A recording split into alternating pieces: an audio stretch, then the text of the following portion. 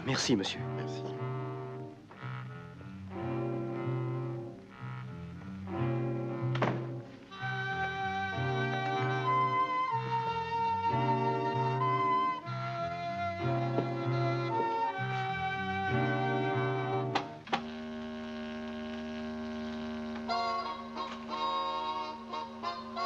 Tiens, cette fois, je m'appelle Cotton.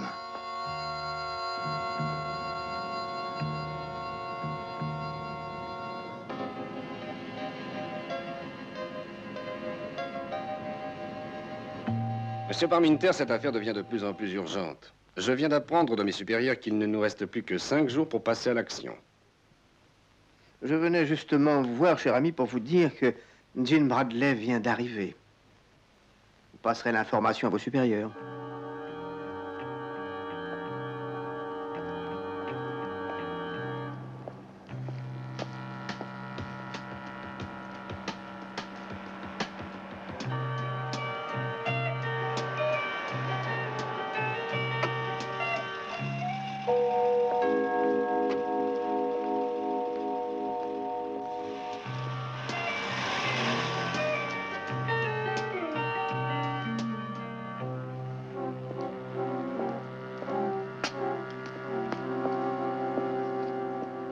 C'est étrange, monsieur Cotton. Il me semble que nous nous sommes déjà vus. Ah, vous devez probablement confondre avec Jean Bradley, le type du cinéma. Ça m'arrive tous les jours. Oui, quelle ressemblance.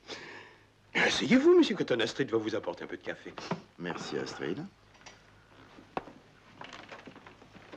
Et votre associé, je pensais lui parler? Vous voulez une cigarette? Non, merci, c'est mauvais pour la santé.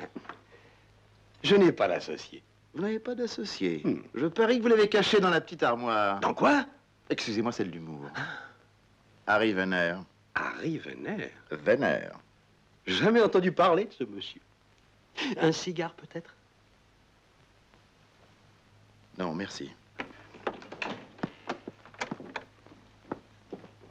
Ah, merci, Astrid. Je vous en prie.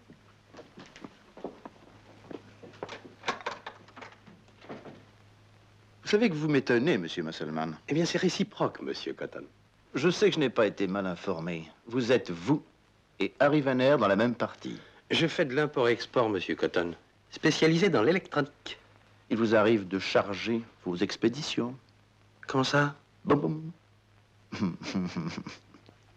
Je m'occupe plutôt d'armes automatiques, disons aussi, de pistolets mitrailleurs, d'explosifs, de balles de n'importe quel calibre, tout, quoi. Je ne fais que de l'électronique. Harry aussi, n'est-ce pas? Monsieur Cotton, je ne vois pas l'intérêt de poursuivre ce petit entretien. Vraiment? J'ai un joli paquet à dépenser. 2 beaux millions de dollars. Vous avez été très mal informé. Oui? Astrid, je vous demanderai de reconduire monsieur Cotton. Je saurais retrouver mon chemin tout seul. Merci. Bonjour chez vous, Musselman. Taxi!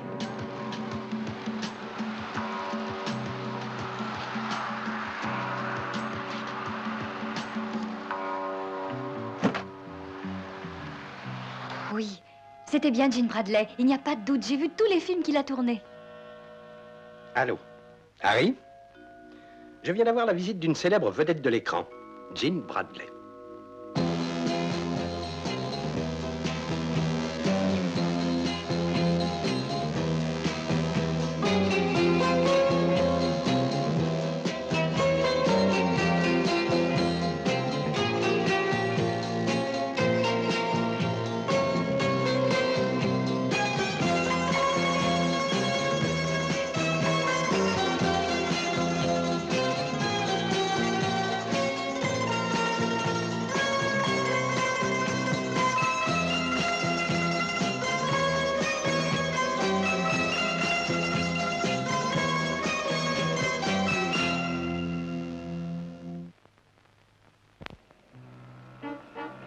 Trafic d'armes.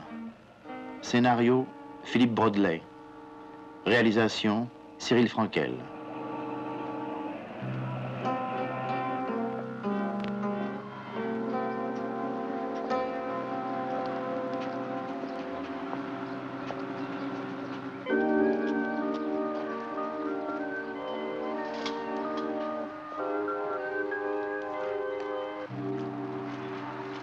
Harry Vénère. Et Mosselman a bien réagi? Pas trop. Qu'est-ce qu'il a dit? Qu'il n'en avait jamais entendu parler. Mais Mais? il ne connaît que lui. Vous êtes sûr? Oh, tout à fait sûr. Et en résumé, donc, Mosselman n'a pas mordu au trafic d'armes. Oh non, il a joué les vierges offensées. Vous vous appeliez Monsieur Cotton. Mais à votre avis, il l'a cru? Non, il l'a tout de suite su. J'ai fait le nécessaire. Vous voyez, bang bang. Excellent. Et maintenant, je dois m'attendre à me faire tuer à chaque coin de rue. Non, non, pas encore. Ah, pas encore. Non, je suppose que Vénère doit être poussé un peu plus à bout. Ah oui, Je ne crois pas qu'il sorte de ses gonds aussi facilement. me faire sortir de ses gonds. Ah oui. Détecterais-je une pointe de sarcasme? Oui. D'accord. Il existe un vilain monsieur sur une péniche. Il fait du transport pour Vénère, illégalement, bien sûr. Il s'appelle Van de Velden. Van de Velden. Je n'ai pas bien joué mon rôle, peut-être. Je n'ai pas fait tout ce que vous m'avez demandé. Et vous connaissez ce vendeur de machin depuis longtemps, Je démissionne.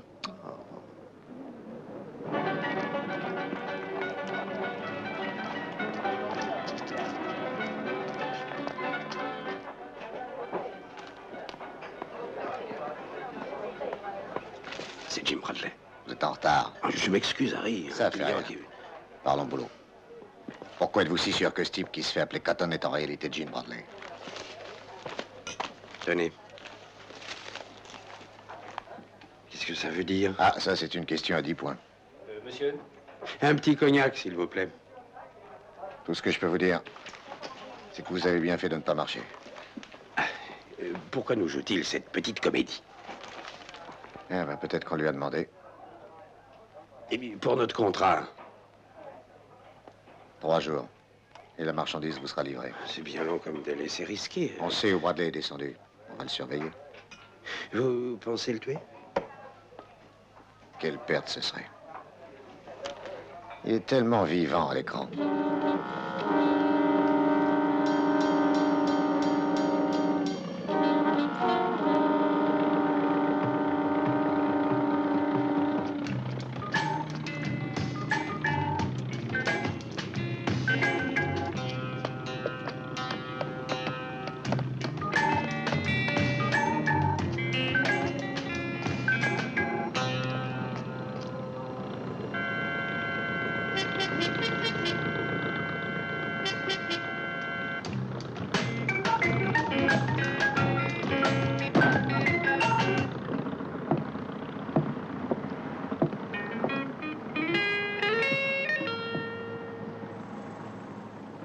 Van de Velden, Ouais?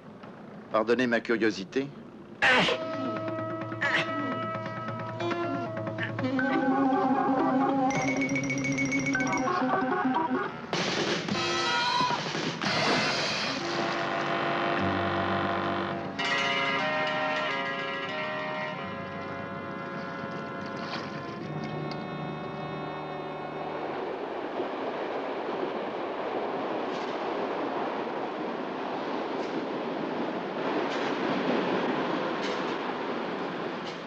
Van de Velden a réagi plus vivement que les autres.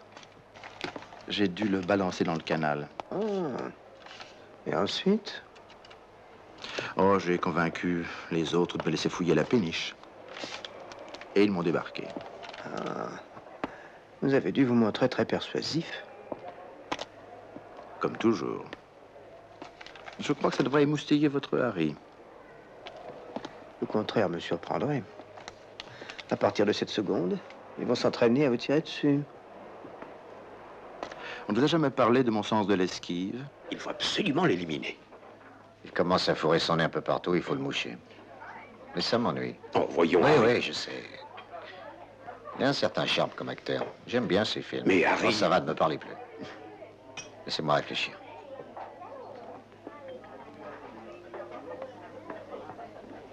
Il faut se montrer ferme, mais humain. Vous m'avez juré que si je fais ce que vous dites, il n'en souffrira pas. Je vous répète qu'il n'aura pas de mal. Votre parole. Est-ce que je vous ai déjà déçu, mon petit? Non, mais cette fois, il faut... Astrid, Astrid. Je vous promets sur ce que j'ai de plus cher sur Terre que votre protégé ne risque rien. Une mise en garde, c'est tout ce que nous voulons, je vous jure.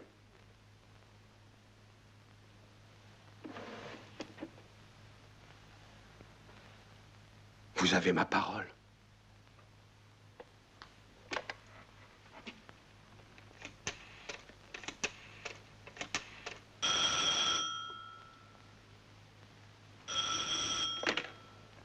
Allô?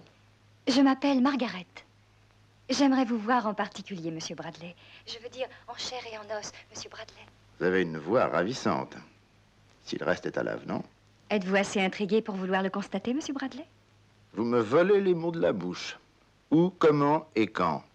Je vous attends à la taverne Bacchus, place de l'hôtel de ville, à 3 heures. À tout à l'heure, Monsieur Bradley. Allô? Allô?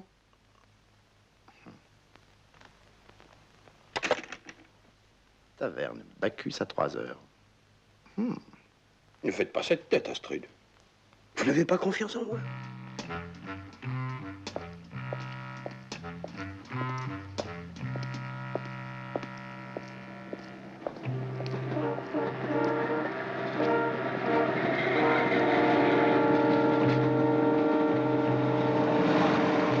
Là, pas trop vite. Il s'agit seulement de lui flanquer la frousse.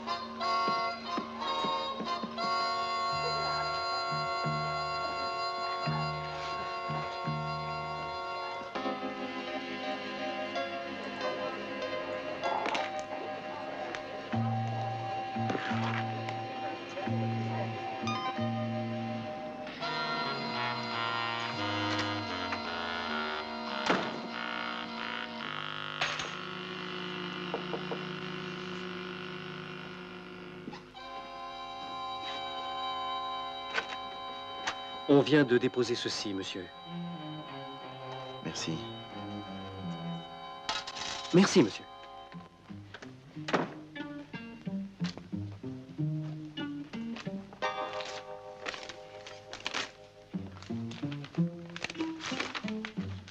Ah, c'était un avertissement. Ils veulent que je prenne cet avion.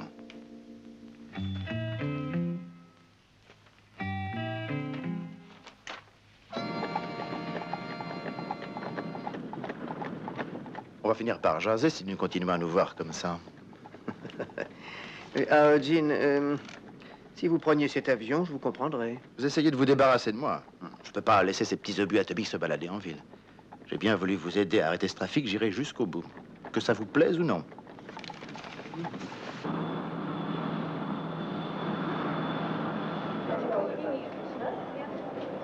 Herr Meer reist nach Düsseldorf, wird gebeten, sich beim Informationsschalter im Wachtraum Europa zu melden. Herr Meer reist nach Düsseldorf, zum Informationsschalter im Wachtraum Europa, bitte.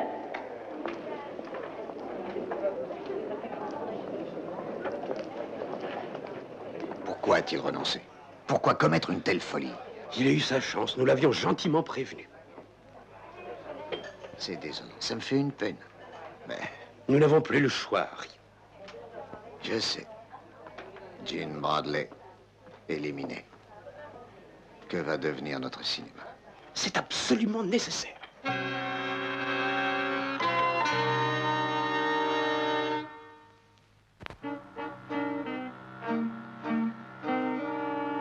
Jean, ici un admirateur inconditionnel, Harry Vénère. Cette comédie a assez duré. On pourrait peut-être se parler devant un verre. L'admiration n'est pas partagée, Harry. J'ai horreur des petites frappes. Ah, ne le prenez pas comme ça. J'aurais très bien pu vous descendre, rappelez-vous. Vous m'avez raté. Je vous avais promis de vous retrouver. Je vous aurai. Je n'y vois aucun problème. En tout cas, je crois qu'il faut qu'on se parle. J'ai une proposition qui devrait vous tenter. Vous êtes toujours là? Est-ce que vous me prenez pour un ballot? On se verra sur une place. Rien que vous et moi. Pas d'entourlepette. Je vous donne ma parole.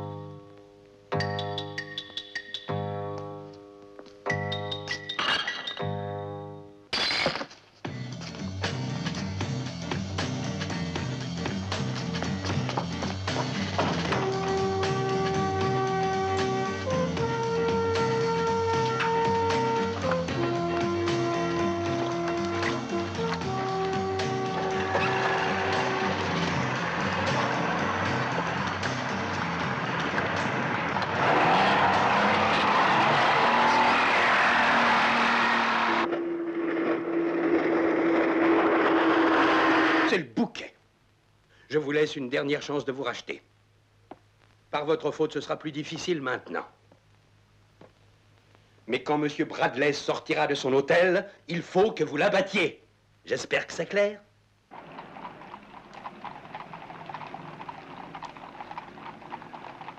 Je vous écoute, Astrid. Pourquoi voulez-vous me voir? C'est... À vrai dire, vous êtes surveillé. On m'a peut-être vu, je n'en sais rien. Je suis venue vous avertir. Sans blague. C'est vous qui avez téléphoné pour me donner rendez-vous à la taverne Bacchus, n'est-ce pas? Vous n'êtes pas venu? Vous avez trouvé mieux à faire? Vous avez peut-être une prémonition? Vous m'avez vu me faisant écraser par un chauffard, c'est ça? Non. Non, c'est pas ça du tout.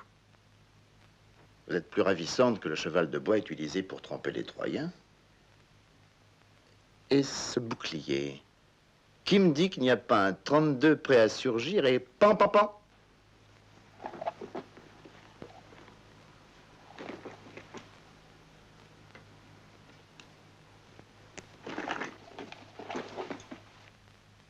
La prochaine fois que vous quitterez l'hôtel, ils vous tueront. Vous me conseillez donc de sortir par derrière. Comme ça, ils me descendront plus facilement. Il faut avoir confiance en moi, Jean. Il faut me croire. Vous n'êtes pas convaincante. C'est pas un rôle pour vous.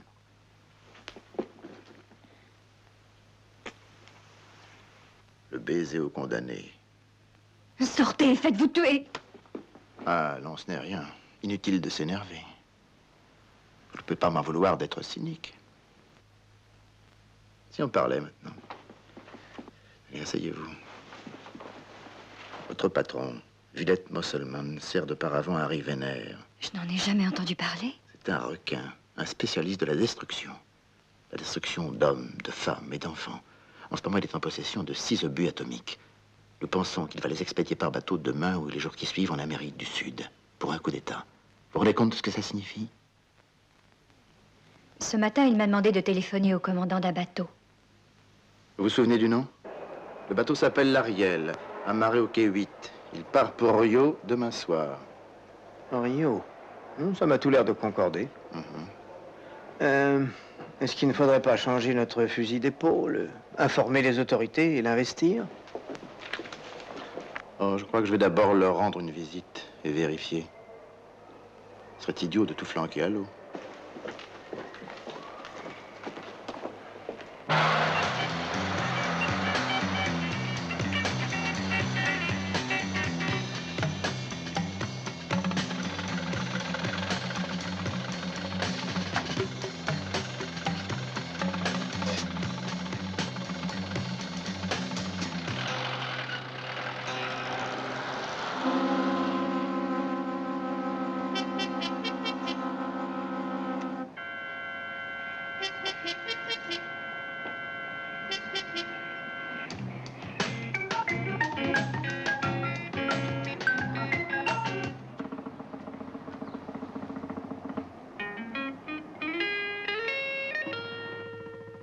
Commandant, je crois qu'il va falloir enfin passer à l'action. Alors, qu'est-ce que je peux faire pour vous, cher monsieur? Eh bien, en me levant ce matin, si on m'avait dit que je verrais Jean Bradley... C'est drôle, vous ne trouvez pas? Ah si, j'en ai mal au ventre. Vous voulez venir avec moi, Rio? Rio. Ça me tenterait, ouais. La vie est trop compliquée, parfois. Non, je suis venu ici pour affaires. Ah, je m'en doutais. Un verre? Non, non, merci. J'accepterais plutôt une information. Ah oui? Je recherche un exportateur qui s'appelle Villette Musselman. Vous le connaissez? Oui, je peux même vous dire que nous avons embarqué du matériel à lui aujourd'hui. Quoi exactement, je peux savoir? Mais oui. Mais ça a de l'importance pour vous? Beaucoup. Je fais une petite enquête. Ça ne doit pas être un secret, ce sont des ordinateurs tout bêtes. Tout bête, tiens. Combien? 6. Mais quelle importance peuvent-ils avoir? Il y a peut-être un moyen de le savoir.